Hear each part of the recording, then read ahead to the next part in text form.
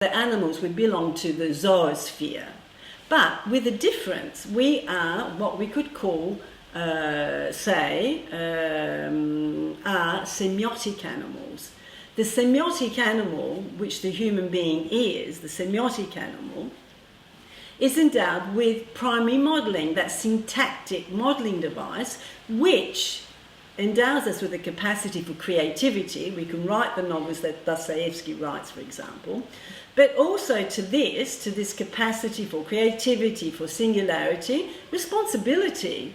Modelling endows us with the capacity for, not just for sign life, for the immediacy of sign life, for the immediacy of action and behaviour, but it endows us with the capacity for metasemiosis, for taking a step back and thinking about things.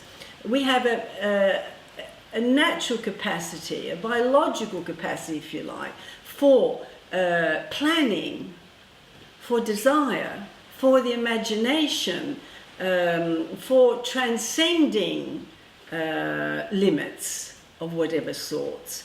We're able to step back, stop, think about what we're doing, and deliberate. This is metasemiosis, and it's thanks to this capacity, to this kind of modelling device, that we are able to make changes, transformations, carry on scientific inquiry, etc., etc. I'll ask you one more figure in the history, only one more, and that's Jakobsen. Is there any comment about, because you've dealt with him for years? Yes, Jakobsen was very connected to Thomas Seebeck.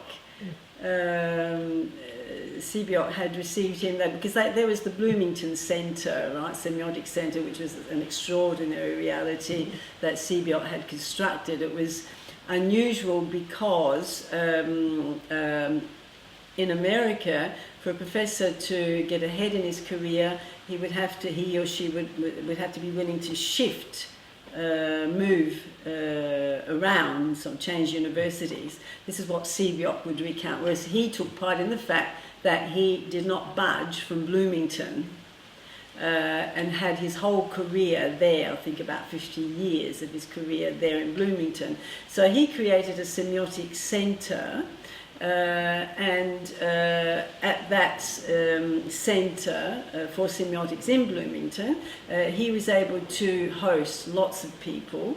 Levi-Strauss was there, for example, but many names. And Jakobsen was also with him.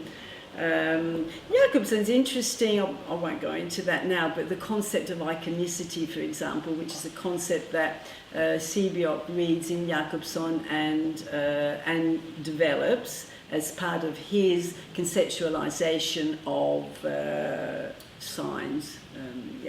Why is Jakobsen known? But what did he contribute? I mean, everyone knows him for his basic diagram.